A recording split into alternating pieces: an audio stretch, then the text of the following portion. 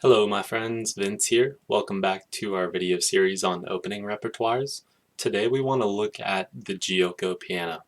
And the Giuoco Piano is an opening that again is very common and something that we can use alongside fried liver as in the previous video. And this one will be really good because no matter what our opponent plays on their third move, we will be able to play one of these two openings. So let's take a look right into it. We're going to start with e4 and e5, knight f3, knight c6, and we still bring our bishop out to c4. Now, instead of black playing their knight up to f6, black will this time play their bishop out to c5, and this allows white to play the Giuoco Piano. Giuoco Piano is a very old opening, and we will a lot of the time see knight coming up to c3 in a lot of games with beginners, but we want to avoid this even though it is a solid move. It's developing another piece. We want to make sure that we are sticking to a particular plan in our opening to give our opponent as much trouble as possible. So we want to play c3 here, and we'll see why we want to do that in the next move. So black will play their knight up to f6, just the most common move, just making more development here and attacking the e4 pawn. In this case, white will not defend the pawn. White will bring their pawn up to d4 and attack this bishop. So now we see the reason behind white playing c3.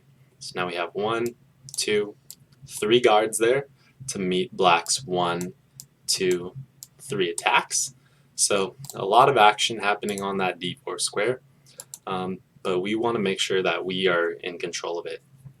So now we can see why black does not have time to capture the e4 pawn, because otherwise they would drop their bishop, and that would be of course bad for black. So we need to make sure that we're not doing that. So black will go ahead and capture on d4, and white will capture back, making this super center. So black will need to move their bishop again, move the same piece twice out of the opening, and bishop to b4 would be the most common move. And white wants to play their bishop to d2 so that they're not entering a pin here and they're still threatening to capture. Black can then play knight captures on e4, and it appears that this pawn is free, but that might not be the case. Right now black has a knight that's not guarded, and we could produce another piece that would not be guarded in black's position. If you pause the video right now, what move would you play as white to make sure that another piece that black has will be unguarded after the next move? Okay, so if you said bishop captures on b4, you'd be correct, because then after black recaptures, then we've got lots of loose pieces here. A loose piece is something that is not guarded. So knight on b4, knight on e4 is the target, and there's a couple different moves that white could play here, but the most shocking one would be a sacrifice. If I give you a second, could you come up with the move? Okay, well white can get one more piece to be on a very vulnerable square, and that would be the black king here.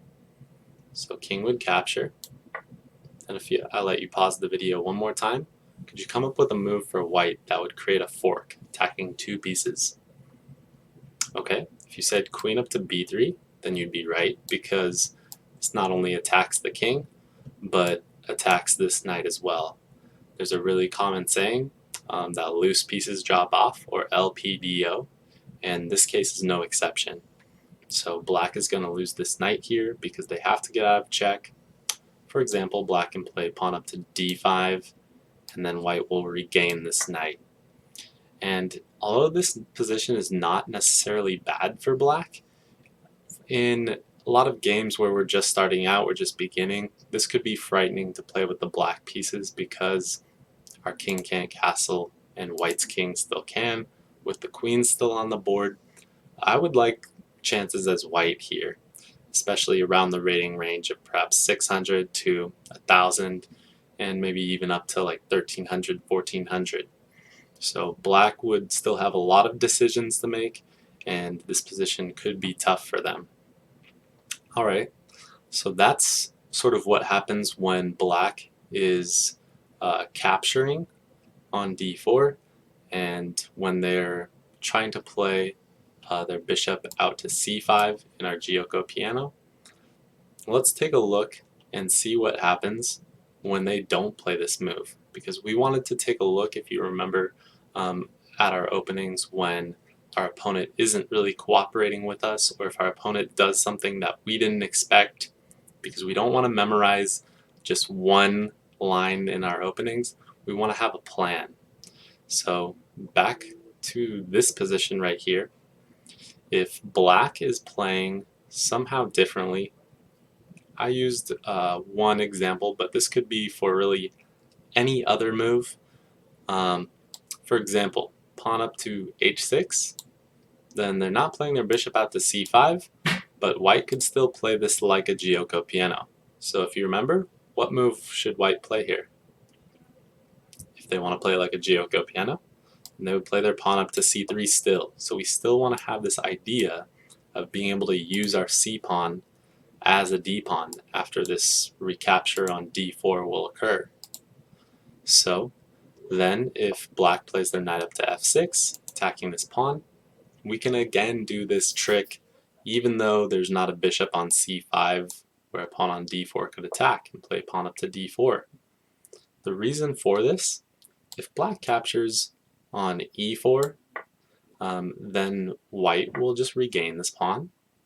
And if black plays a pretty normal looking move, bishop out to c5, and if I let you pause the video, what could white do to make another double attack here, another fork?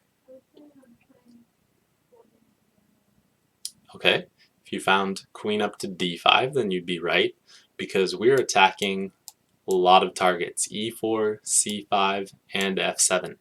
So if black tries to move their knight away, then they will get punished on c5, or we could even just capture this knight, and then they're still going to have a problem on f7. If black tries to just give a check here, then it looks like almost white is getting into trouble, but after just the calm king up to e2, then we still have lots of pieces that are in danger, and there's still all these threats and black can't address all of them. So obviously don't want to get checkmated with castle kingside, and then white can take the free piece on e4. So then white will be a calm piece ahead. Black could save their bishop, but white should be doing more than okay here after perhaps bishop up to e3, stopping this bishop's vision along the f2 after either an exchange or not exchanging. White will just be able to get their last piece out and probably castle by hand. So that's one of our variations if our opponent isn't cooperating with us. We can take a look at some others. For example, if black is playing another move, say for example bishop over to e7, we can still play the c3 move. We can still stick to our plan and make sure that we're trying to use one of our flank pawns as a center pawn. So there you have it. This key move, pawn to c3, will begin our Giuoco Piano, and that would be a really strong plan as white, almost no matter what your opponent does. That's all that we have for this video. Go ahead and comment, like, subscribe, and I will catch you guys in the next Opening Repertoires video.